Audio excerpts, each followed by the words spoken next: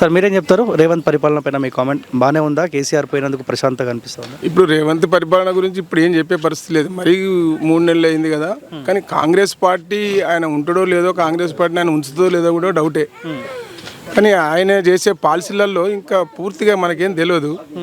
ఇప్పుడు ఈ పార్లమెంట్ ఎలక్షన్ల ముందు ఆయన రేవంత్ పరిపాలన గురించి ఎవరు ఆలోచన చేస్తారు? ఆడ మోడీ ఉండాలనేది ఆలోచన చేస్తారు. మోడీ ఉండాలి, మోడీ ఉంటేనే అన్నీ జరుగుతాయి. సో మోదీ ఉంటే మత విద్వేషాలు ఇంకా రెచ్చగొట్టే అవకాశం ఉంటుంది. హిందూ ముస్లిం మధ్య చిచ్చు ఇదంతా ముస్లింలు ఏందండి మత విద్వేషాలు ఎట్లా ఉన్నాయి చెప్పండి? హిందువులు ఎవరన్నా పోయి ఏదైనా చేసిండ్రా? ముస్లింలు ఉంటారు, ముస్లింలు ఉన్న కాడ వాళ్ళు మైనారిటీస్ అని పెట్టి మైనారిటీస్ కాబట్టి వాళ్ళు ఏదో ఒకటి చేస్తే వాళ్ళది బాగా అయినట్టు కనపడుతుంది. ఇప్పుడు వాళ్ళే కదా, ముస్లింసే కదా ఇబ్బంది పెట్టేది జనాల్ని. మత విద్వేషాలలో ఇబ్బంది పెట్టేవాళ్ళు ఎవరు? ముస్లింసే.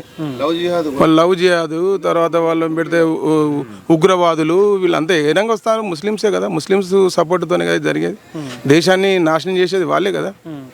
మళ్ళీ ఉండాలి, మోడీ ఉంటే తప్ప లేకపోతే దేశం సరైన రీతిలో ఉంటుందని అయితే అనుకోలేదు. సనాతన ధర్మం ఇవన్నీ ఉండాలి, ఇవన్నీ ఉంటేనే నడుస్తుంది, లేకపోతే ఎట్లా నడుస్తుంది? సార్ దేశంలో ఆయన ఉండాలి బాగానే ఉంది. ఇక్కడ వరంగల్ పార్లమెంట్ పరిధిలో ఎవరు గెలిచే అవకాశం ఉంటుంది? ఇప్పుడు ఆరూరు రమేష్ గెలుస్తాడు. ఇప్పుడు ఉన్న వాళ్ళల్లో ముగ్గురిట్లో ఆరూరు రమేష్. ఇప్పుడు మంచోళ్ళ చెడ్డోళ్ళ అన్న విషయం కాదు, మోడీని చూస్తారు ఓటేస్తారు అంతే. ఆ టైపులనే తయారైంది ఇక్కడ ప్రతి ఒక్కరు అట్లా.